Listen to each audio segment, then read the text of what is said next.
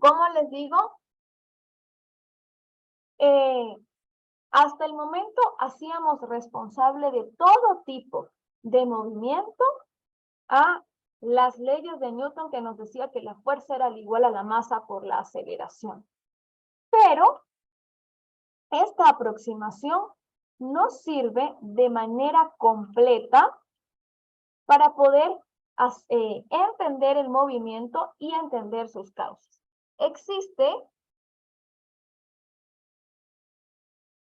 adicionalmente una nueva cantidad que se conoce como momento lineal o momentum o momento. Lo pueden llamar de las tres maneras. Momento lineal, momento o momento. ¿Sí? El momentum es una nueva cantidad física que nos relaciona la masa con la velocidad de un objeto. Fíjense que hasta el momento siempre identificábamos la fuerza con la masa y la aceleración. Ahora, el momento lineal, el momentum, lo relacionamos igual con la masa porque es una característica del cuerpo que te permite que se mueva más rápido o más lento, multiplicado por la velocidad del objeto. Bien, el momentum lo denotamos por la letra G y fíjense que al igual de la fuerza es un vector porque está relacionado con la velocidad que sabemos que es una cantidad vectorial. ¿Sí? El momentum, por supuesto, que puede tener algún tipo de cambio. Si existe un cambio en la velocidad, el momentum también va a tener el cambio, ¿ya? Este cambio generalmente se realiza en el tiempo y la ecuación de momentum la podemos reescribir como el cambio de G entre delta T igual a M.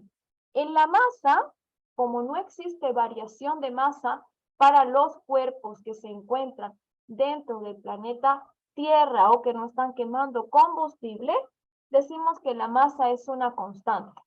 Por lo tanto, lo único que puede producir un cambio en el momento es un cambio en la velocidad. ¿Ya? El cambio en la velocidad ya sabemos de cinemática que corresponde a una aceleración. Si la velocidad cambia en módulo, en dirección o en sentido, o en más de una de estas tres cantidades, ya sabemos que nuestro objeto tiene que estar acelerándose. Muy bien. Por lo tanto, este término que vemos acá lo hacemos corresponder con la aceleración. ¿Qué nos dice esta ecuación? Nos dice que la nueva cantidad que estamos estudiando, que se llama momentum, puede ser constante si la velocidad es constante, o puede ser que exista un cambio en el momento. Si existe un cambio en el momento, ese cambio tiene que ser exactamente igual a la fuerza que esté siendo aplicada en un objeto, ¿sí? La fuerza que se aplique en el objeto es igual al cambio de su momento, porque por supuesto, para que exista una aplicación de la fuerza, vamos a ver un cambio en la velocidad, es decir, la aparición de una aceleración. Muy bien. De acuerdo a la tercera ley de Newton, también sabemos que si usted aplica una fuerza en un objeto, ese objeto le va a devolver a usted la fuerza en la misma magnitud, pero en sentido distinto. Es el caso en el que teníamos, por ejemplo, una cajita y a esa cajita usted le aplicaba una fuerza, ¿ya? La cajita le devuelve a usted la misma fuerza, pero en el sentido contrario, ¿sí? Imaginen que, por ejemplo, usted con su mano aplica la fuerza, ¿bien? Cuando usted aplica una fuerza, por ejemplo, empujando, usted al final obtiene, si lo hace por mucho tiempo, que le duelen las manos, ¿ya? Esto ocurre por el principio de acción y reacción en el que usted ejerce una fuerza para empujar una caja y la caja le devuelve a usted esa misma fuerza. Este caso también lo estudiamos cuando estamos nadando, ¿bien? Y vamos a salir de la pared de la piscina. Cuando nosotros salimos de la pared de la piscina, nos impulsamos con los pies. Lo que hacemos es que empujamos la pared con nuestros pies para obtener un impulso. Este impulso surge porque la pared le devuelve a usted la misma fuerza que usted está aplicando para empujarla, ¿ya? Es el principio de acción y reacción que ya estudiamos anteriormente. Si el principio de acción y reacción se aplica a una fuerza, es decir, que da una fuerza resultante, ya sabemos que el momento también tiene que tener un par, ¿sí? Como el cambio del momento es una fuerza, entonces, si usted ejerce un cambio en el momento, es decir, que aplique esa fuerza, el cuerpo le tiene que devolver a usted también un cambio en el momento, ¿sí? El cambio en el momento lo vemos generalmente cuando tenemos partículas que chocan. Imagínense que ustedes tienen una partícula, una esfera, algo, y aquí tienen otra esfera, ¿sí? De alguna manera, esta se mueve de esta forma y esta puede moverse de esta forma. ¿Bien? Si ellas tienen una trayectoria que coincide en su movimiento, en algún momento ellas van a chocar, ¿ya? Al chocar, se transfiere en el momento lineal, es decir, que se aumenta o se disminuye la velocidad después del choque. Una vez que ocurre el choque, puede que la primera partícula y la segunda partícula cambien su velocidad, bien sea en dirección o en módulo o en sentido, pero siempre va a existir un cambio en la velocidad porque cuando las partículas chocan, la primera partícula ejerce una fuerza sobre la segunda y esta le devuelve esa fuerza y la segunda ejerce una fuerza sobre la primera que también es de vuelta. El principio de acción y reacción me genera esos cambios en las direcciones en las que se va a mover la velocidad de un objeto cuando existe una colisión. Una de las principales aplicaciones que tenemos para el estudio de la conservación del movimiento lineal o de la aparición del movimiento lineal justamente ocurre en los choques y colisiones. ¿Bien?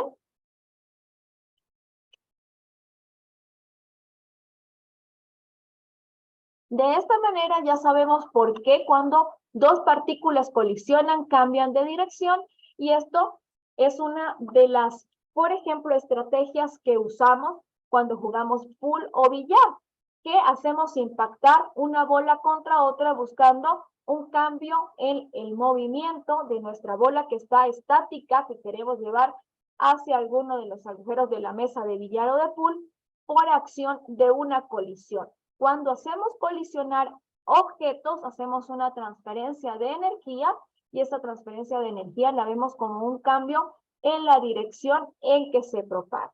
Bien, este caso, imaginémoslo, cuando tenemos un objeto, ¿sí? De una masa, que se mueve a cierta velocidad y finalmente choca con otro objeto. Cuando ellos van a cierta velocidad y chocan, esperamos que exista un cambio en la velocidad con la cual se mueven luego del choque, ¿sí?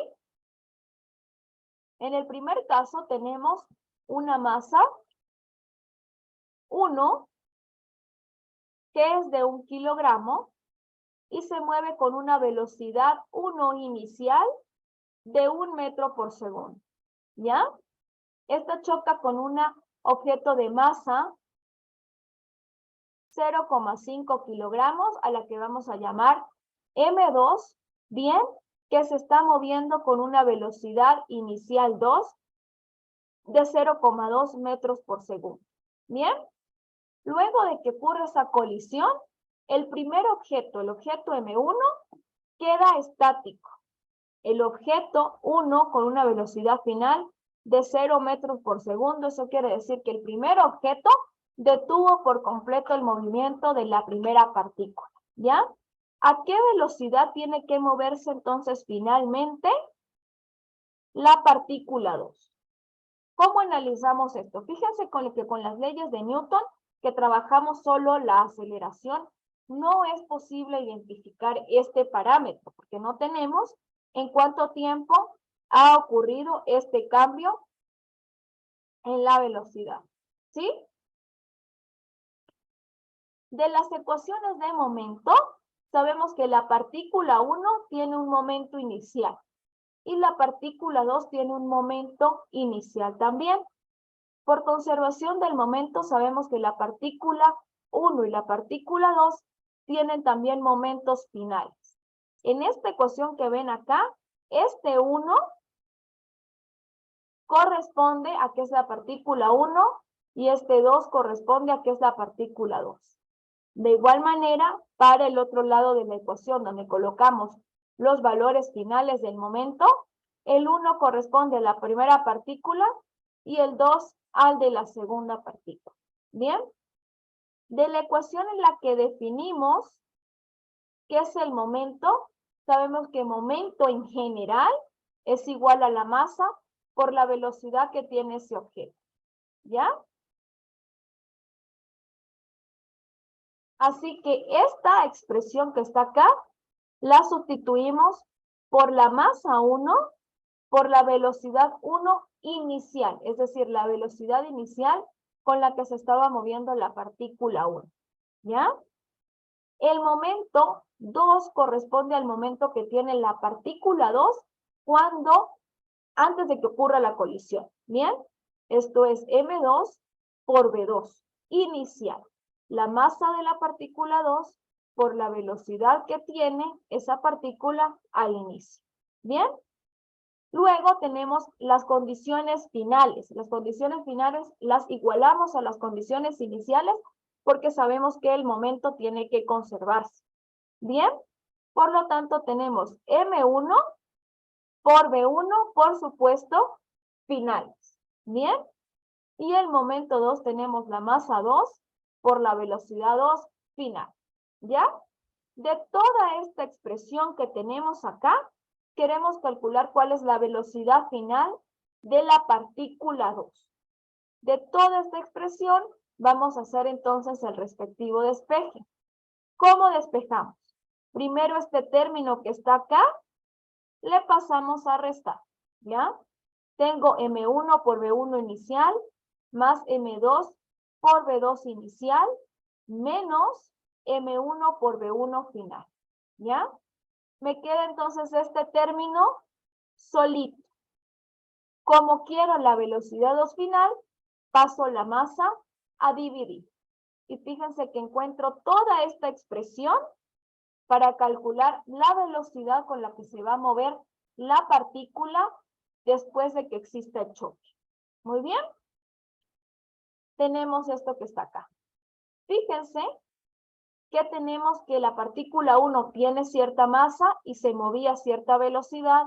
La partícula 2 tiene cierta masa y se movía a cierta velocidad. Luego tenemos la velocidad final de la partícula. Como nos dice que después de la colisión la velocidad se hizo 0, ya sabemos que todo este término se hace 0. Por lo tanto, la velocidad final de la partícula 2 va a ser M1 por V1 inicial más M2 por V2 inicial dividido entre la masa 2. ¿Sí? ¿A qué es igual esto? ¿Cuánto vale la masa 1? 1 kilogramo. Multiplicado por ¿qué velocidad tenía? 1 metro por segundo. Muy bien. Más, ¿cuánto vale la masa 2? 0.5 kilogramos. ¿Y a qué velocidad se movía? A 0.2 metros por segundo. Todo esto dividido entre los 0.5 kilogramos que tiene la masa 2. Por favor, chicos, en este momento calculen cuánto les da esta velocidad a través de esta ecuación.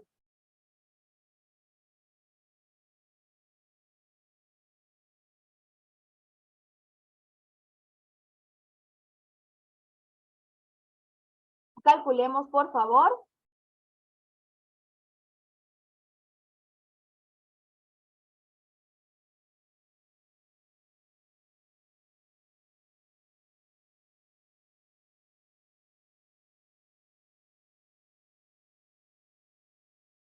Dos punto dos. 2.2, exactamente. 1, en este término, obtenemos, por supuesto, 1 más multiplicar 0.5 por 0.2 nos da 0.1. ¿Bien? Y eso va dividido entre 0.5. 1.1 entre 0.5 nos da 2,2 metros por segundo. Fíjense que eso es algo que se tiene que esperar. Si usted tiene una colisión entre dos esferas, ¿ya? La primera se está moviendo a cierta velocidad, pero después de la colisión se quedó estática, quiere decir que toda la energía cinética que tenía esa esfera le fue transferida a la primera, ¿bien? Porque la energía no la podemos destruir, pero sí la podemos transferir. Si usted le transfiere toda la energía cinética al segundo cuerpo, tiene que esperar que esa partícula se mueva más rápido después de la colisión. ¿Bien? Y es justo lo que estamos obteniendo acá. Fíjense que la velocidad inicial que tenía esa partícula es de 0.2 metros por segundo y resultó con una velocidad final de 2.2 metros por segundo. Es decir, tuvo un aumento en su energía cinética. Esto nos hace pensar que cuando tenemos colisiones, tenemos aumentos y disminuciones en las velocidades que podemos traducir a aumentos y disminuciones en la energía cinética que tienen las partículas que intervienen en las colisiones. ¿Bien? Cuando tenemos colisiones, tenemos adicionalmente impulsos, ¿ya? Los impulsos surgen cuando el momento también varía, ¿sí? Sabemos que la variación del momento la podemos escribir como la fuerza por delta T, porque sabemos que el cambio del momento por unidad de tiempo es igual a una fuerza, ¿ya? ¿Qué me dice a mí esto? Me dice que sí, el cambio en G, yo lo puedo escribir como una fuerza por unidad de tiempo cuando yo aplique una fuerza por más tiempo, tengo mayor impulso. ¿Cuál es el principal ejemplo de esto? Cuando nosotros estamos en un columpio, ya inicialmente estamos en una posición estable, es decir, que estamos sin velocidad, estamos en reposo. Requerimos tener un impulso inicial y ese impulso inicial lo obtenemos cuando alguien nos empuja, ¿bien? Nos empujó la primera vez, es decir, que aplicó una fuerza sobre nosotros y esa fuerza nos dio cierta aceleración, generó el inicio del movimiento, ¿ya?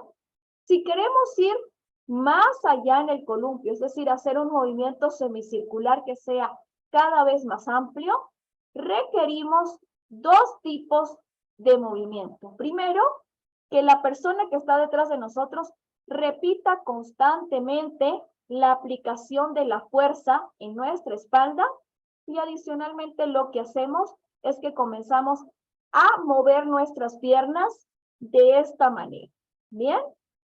En ambos casos estamos ejerciendo fuerza de manera repetida, es decir, que aplicamos la fuerza en cierta cantidad de tiempo y justamente nosotros como experimentadores lo que vemos es que cada vez hacemos movimientos en el columpio más amplios, ¿sí? Este caso lo vemos también, por ejemplo, en una cunita de bebé, en esas cunitas en las que son como un balancín, que ustedes ven que constantemente la mamá está impulsando el balancín para que el movimiento circular adormezca al niño. ¿Bien? Esta aplicación consecutiva de fuerza genera un impulso. ¿Bien?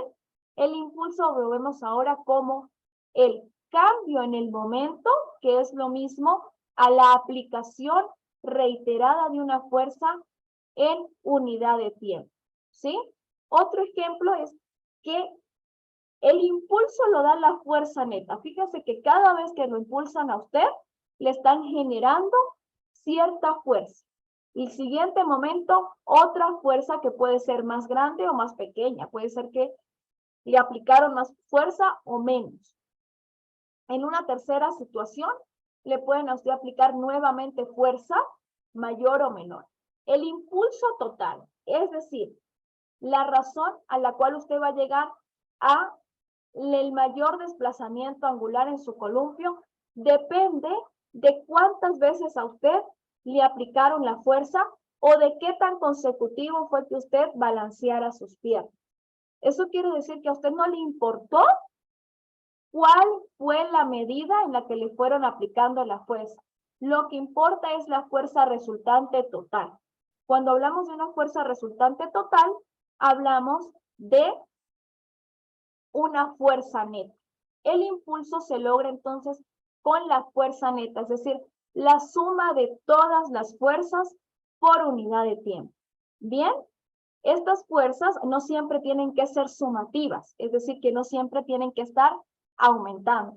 Pueden estar disminuyendo. ¿Cuál es una forma de disminuir el impulso y la fuerza en el mismo balancín? Cuando usted le empuja, ¿ya?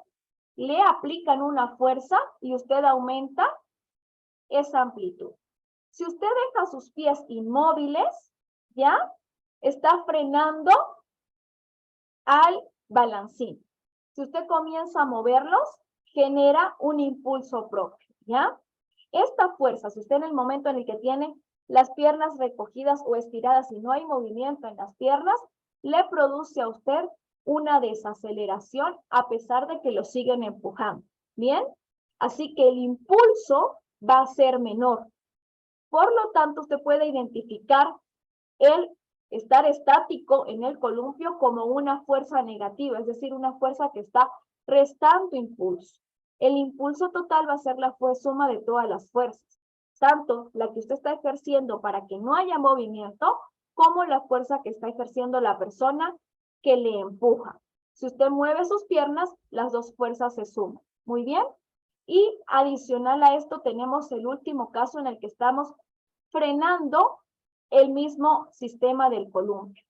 Cuando ya, por ejemplo, un niño pequeño está moviéndose en el balancín y este balancín ya ha llegado a mucha amplitud para lo que se considera el rango seguro para un niño, los papás comienzan a jalar el columpio para que se detenga y generalmente si han tenido algún tipo de observación en parques, los niños siguen, continúan balanceando sus piernas porque esto ya es algo de inercia. Bien, los papás frenan el columpio, pero el niño sigue acelerando, sigue dando impulso. El impulso final es entonces, en este caso, la resta entre la fuerza que ejerce el papá y la fuerza impulsadora que sigue ejerciendo el niño. Bien, de esta manera sabemos nosotros entonces que existe un impulso que es igual a la suma de todas las fuerzas que estén siendo aplicadas, ¿sí? La fuerza adicionalmente tiene que ser una fuerza constante. Eso quiere decir que usted tiene que estar recibiendo más o menos el mismo tipo de fuerza cada cierto tiempo, ¿ya? Si usted tiene una fuerza que es inconstante, es decir, que usted le aplican una fuerza y pasa mucho tiempo y después vuelve a tener la misma fuerza, fíjense que el impulso disminuye. ¿Por qué el impulso disminuye? Porque existen siempre fuerzas que van a intentar frenar el impulso. Por ejemplo, existen las fuerzas de rozamiento con el aire, ¿ya? La fuerza tiene que ser siempre constante. Otro ejemplo que vemos acá, el mismo balancín. Si a usted le empujan otra vez y la persona que te estaba empujando se fue, usted ve que primero comienza a hacer un movimiento amplio y ese se va atenuando, ¿ya? Se va atenuando porque el impulso no fue constante, la aplicación de la fuerza no fue constante, ¿bien? Otro caso que es un caso muy trágico, el caso cuando intentamos lanzar cohetes al espacio, ¿ya? Hace el fin, bueno, ahora se está reactivando gracias al proyecto SpaceX, pero una de las razones por las cuales Estados Unidos cesó todos los lanzamientos de transbordadores espaciales fue cuando el Columbia estalló y todas las personas que estaban dentro de esta nave fallecieron. El Columbia explotó porque hubo un fallo en la emisión o la transmisión de combustible, ¿sí? Y en un cohete usted necesita constantemente estar aumentando la fuerza que empuja al cohete para que salga de la superficie de la Tierra. Porque a medida que usted comienza a atravesar la atmósfera se opone a su movimiento y comienza a frenar.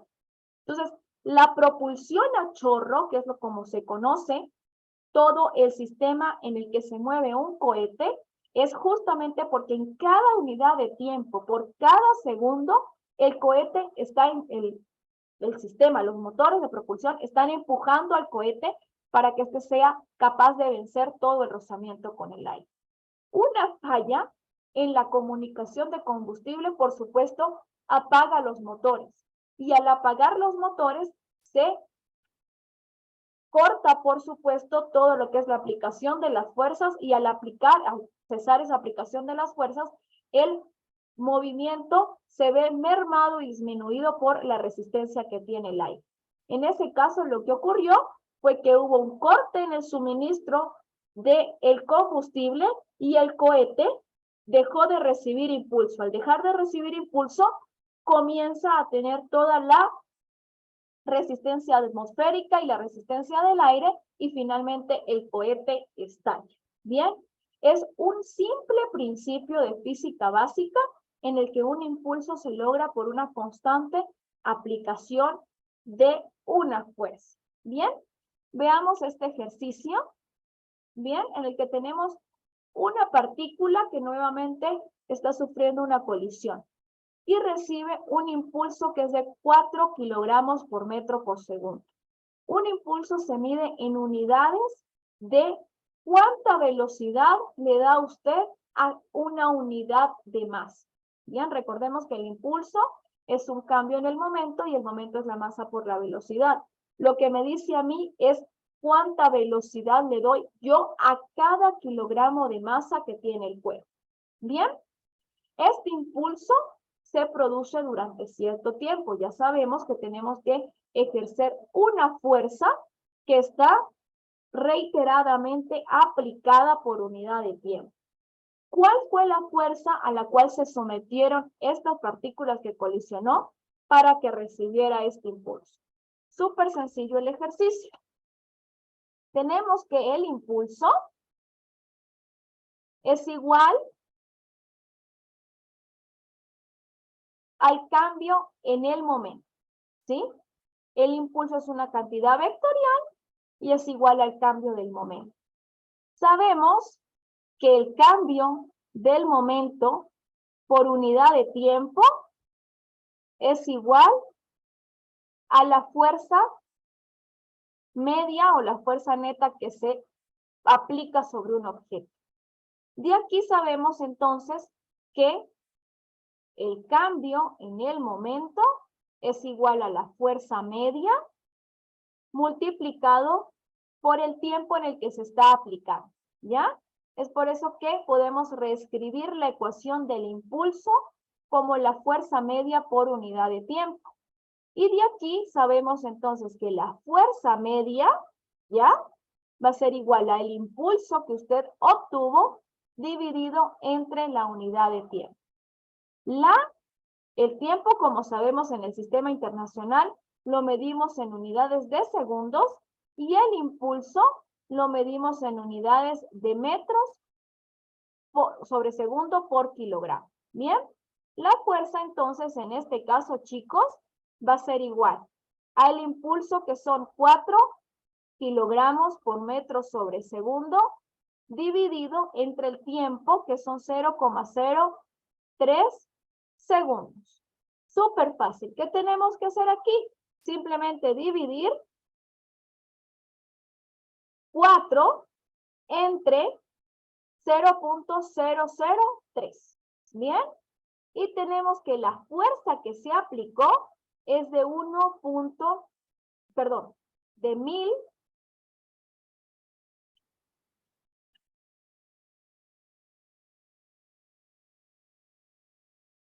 333,33 newton. Fíjense que le tuvieron que aplicar 1000 newton de fuerza. 1000 newton. Eso quiere decir que para que usted tenga un impulso tan grande en una unidad de tiempo tan pequeña, o tiene que aplicar una cantidad de fuerza súper grande, o tiene que aplicar una cantidad pequeña de fuerza, pero en un intervalo de tiempo cada vez mayor. ¿Alguna duda, chicos, sobre esto? Permítanme, por favor, dejar de compartir pantalla en este momento para ponerles un pequeño taller con ejercicios que vamos a desarrollar en este momento y que van a enviar, por favor,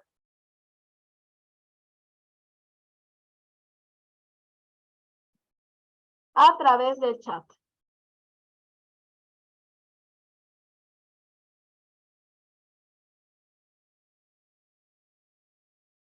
En este momento, por favor, permítanme enviarles a través del chat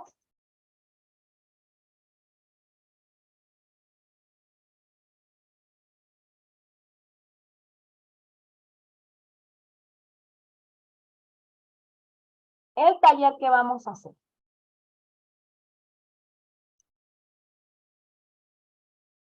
A través del chat, chicos, les he compartido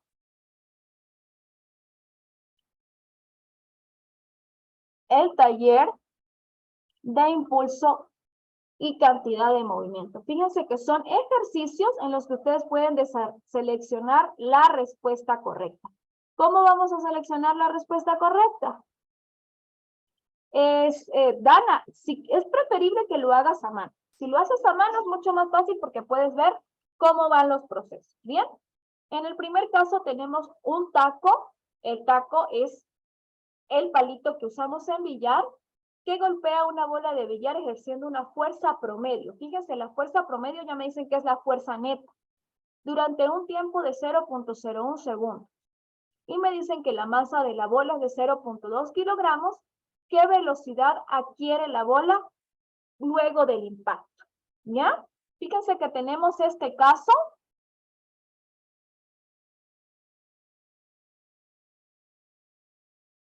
En el que tenemos una bola y la bola fue impactada por el taco. Cuando fue impactada, por supuesto, la bola adquiere cierta velocidad. ¿Cómo podemos calcular eso? De las ecuaciones que ya conocemos de cantidad de movimiento,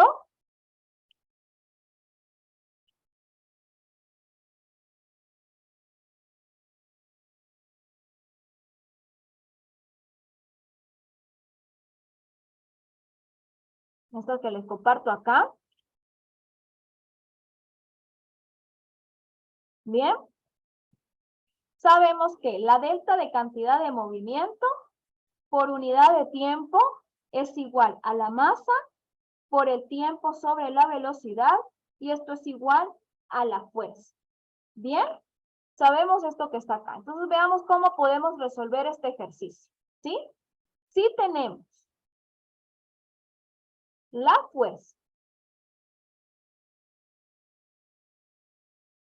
tenemos el tiempo, que es igual a 0.01 segundos, y adicionalmente tenemos la masa, que es 0.2 kilogramos, tenemos las siguientes ecuaciones. Sabemos que una fuerza es igual al cambio en el momento por unidad de tiempo. Y el cambio del momento sabemos que es la masa por la velocidad por el tiempo.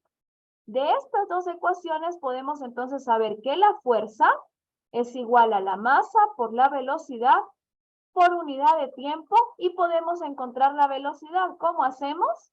Sabemos que la fuerza por tiempo sobre la masa es igual a la velocidad, ¿sí? Calculan, chicos, seleccionan la respuesta correcta y todo eso tenemos que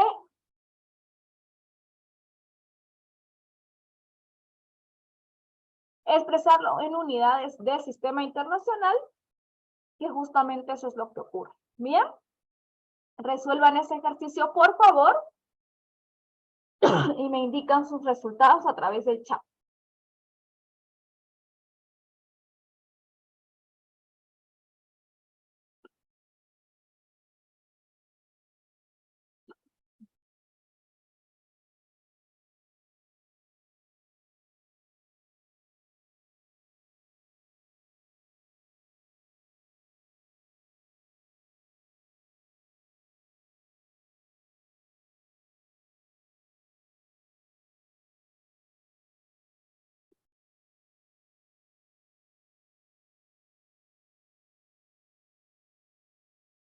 A ver quién ha escrito. Isabel Quelal, 2.5 metros por segundo. Vamos a ver.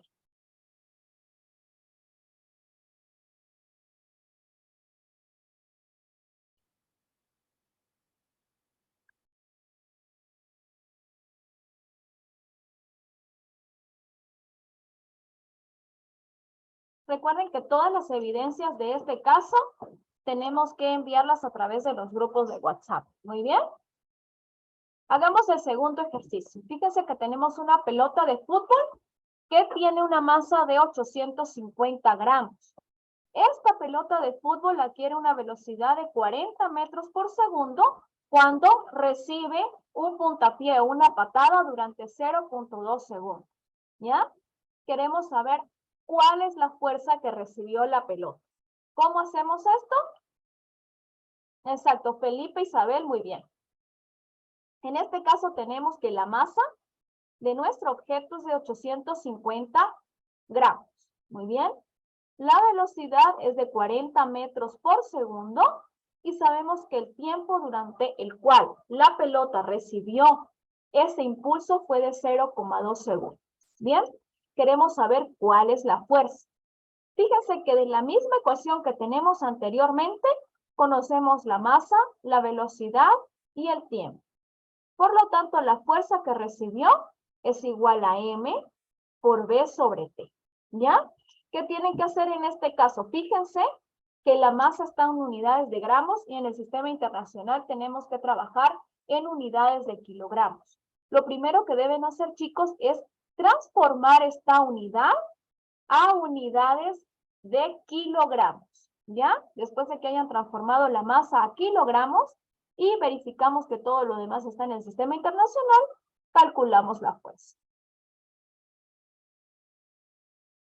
Danita, me tienen que enviar, por favor, a través del WhatsApp, porque si te das cuenta, este live worksheet es solamente para que ustedes coloquen los resultados y necesitamos evaluar los procesos. Bien, entonces a través del WhatsApp, porfis, envíame todas las evidencias. ¿Ya? Este sería el segundo ejercicio. Y para el día de hoy, solamente vamos a trabajar hasta el tercer ejercicio de este live worksheet. Solamente sería para que envíen por evidencias el ejercicio 1, el ejercicio 2 y el ejercicio 3.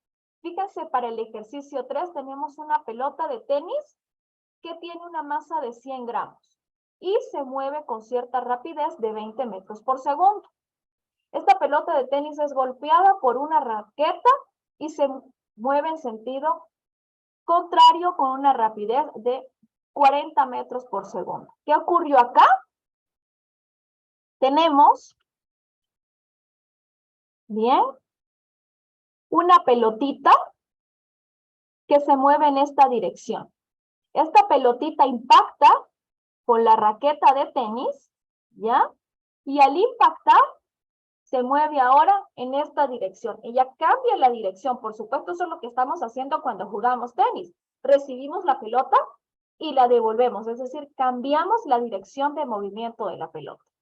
Ya tenemos la velocidad inicial con la que iba, que es de 20 metros por segundo, y tenemos la velocidad final, que es de 40 metros por segundo.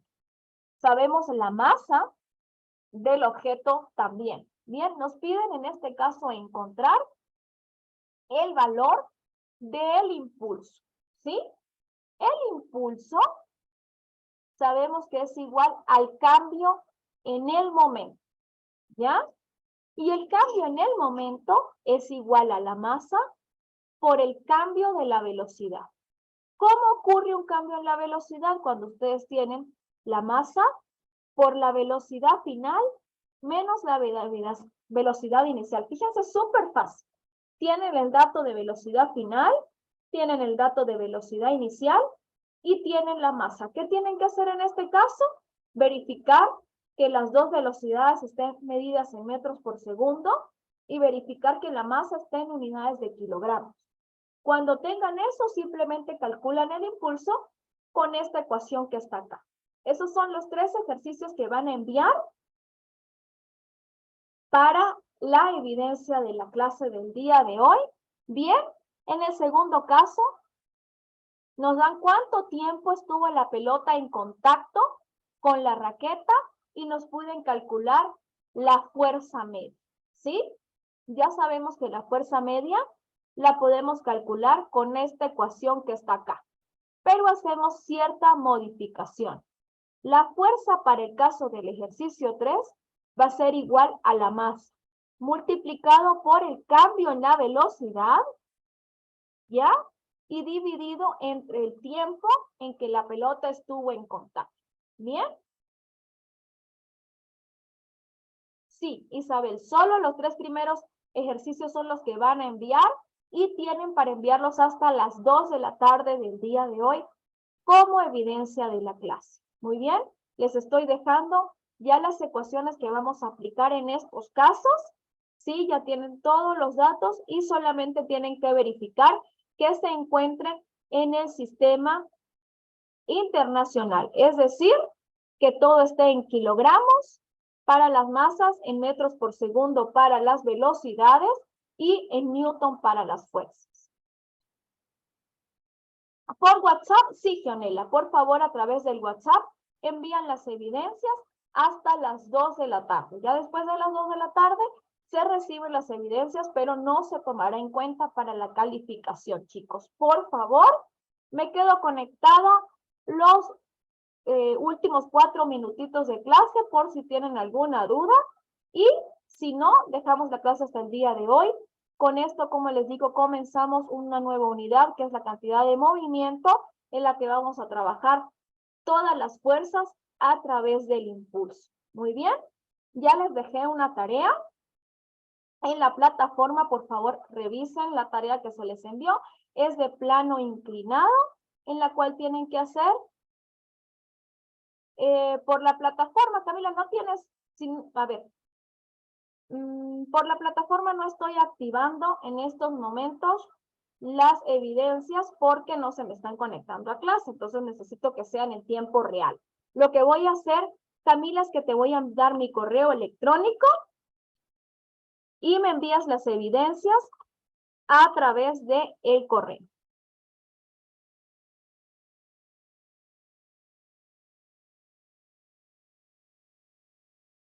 Bien, a través del chat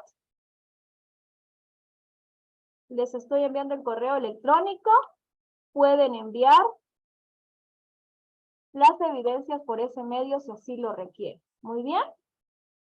Recuerden, hasta las 2 de la tarde, revisen la tarea que se les envió. La tarea, la captura del worksheet no es necesario. No es necesario, Gianela. Solo los ejercicios realizados a mano. La tarea, como les comento, es de movimiento en el plano. Tienen que hacer ejercicios que les mandé a través de un documento en PDF y adicionalmente tienen que hacer las simulaciones en GeoGebra. Ya sé que ustedes manejan GeoGebra por matemáticas y la simulación ya está puesta directo para que la utilicen. En la simulación que les mandé, pueden modificar el ángulo para que coincida con el ángulo de sus ejercicios pueden modificar las fuerzas para que coincidan con las fuerzas de sus ejercicios y tienen todos botones en los que pueden modificar los datos. Realicen en GeoGebra los experimentos, es decir, los ejercicios, y mandan cada ejercicio hecho a mano con su respectiva captura de GeoGebra. Esa es la actividad, porfa, chicos, pónganse al día con eso. Y nos vemos en la próxima clase. Hasta luego.